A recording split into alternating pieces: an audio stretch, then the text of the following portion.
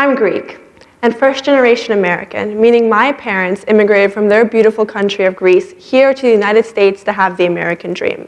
My favorite quote from my dad is how he made his American dream better by adding some Greek culture into it. My family is always together. We always have been. And I'm not just talking about my immediate family of me, my mom, my dad, and my dog. No. I'm talking about everybody. Me, my mom, my dad, my dog, my mom's 4 younger sisters, all of my uncles, 10 cousins, and all of our animals, dogs, cats, birds, everything in between, even some farm animals. Trust me, we've got it. I'm going to take you back about 10 to 11 years ago when I first moved here from Greece, and my family really helped me to be comfortable here. It was around Greek Easter, and that is such a huge part of my culture because it's honestly the biggest holiday in Greece. So one main factor of Greek Easter is that we really celebrate for 40 days before, and we prep the house 2 weeks in advance. We're fasting, all of that. And we start Greek Easter around midnight before. So we go to the church, and with our candles, we pile in the car. We're super quiet, the quietest you'll see us all year, so enjoy it. And we go to the church, and I want you to imagine this. About 300 to 400 people all outside the church walking around the church 3 times with lit candles, super, super close together like this, singing our Greek songs. To an outsider's perspective, it seems like a cult, but it's okay, because they don't really understand what's really going on, so it's not their fault. But because we're so close together, honestly, the amount of times I have seen somebody light somebody else's hair on fire, and the amount of times I, myself, have lit somebody else's hair on fire is absolutely ridiculous.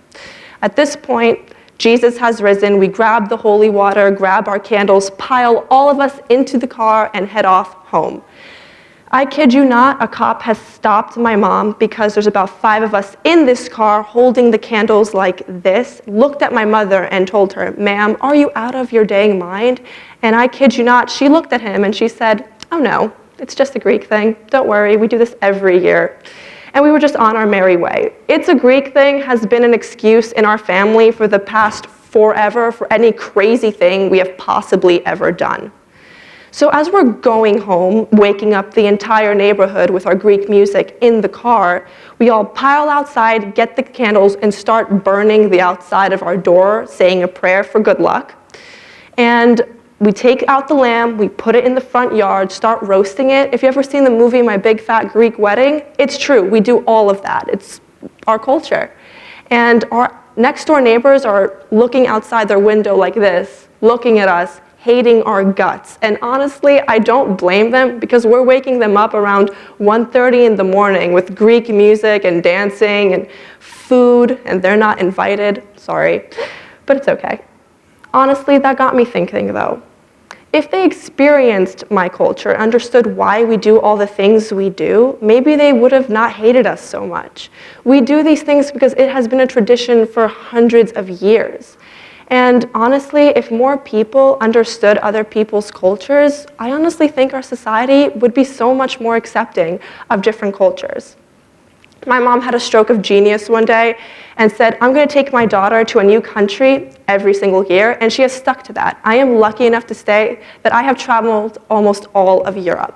And this year we have a really cool trip planned to go to Africa, which I'm super, super excited for.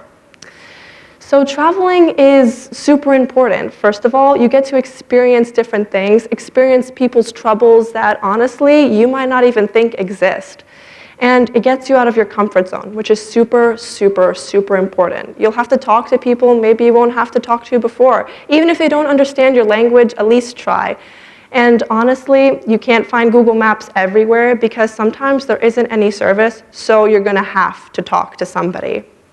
And honestly, we have this beautiful and wonderful world. It's important for us to experience it and learn from it. And I understand if you do not have the means to travel, it's totally fine. Find a cultural event near you. I do that all the time. And listen, us Greeks have a Greek festival about every other weekend. Trust me, Google it, you'll find one, and maybe you'll see we're not as crazy as everyone thinks.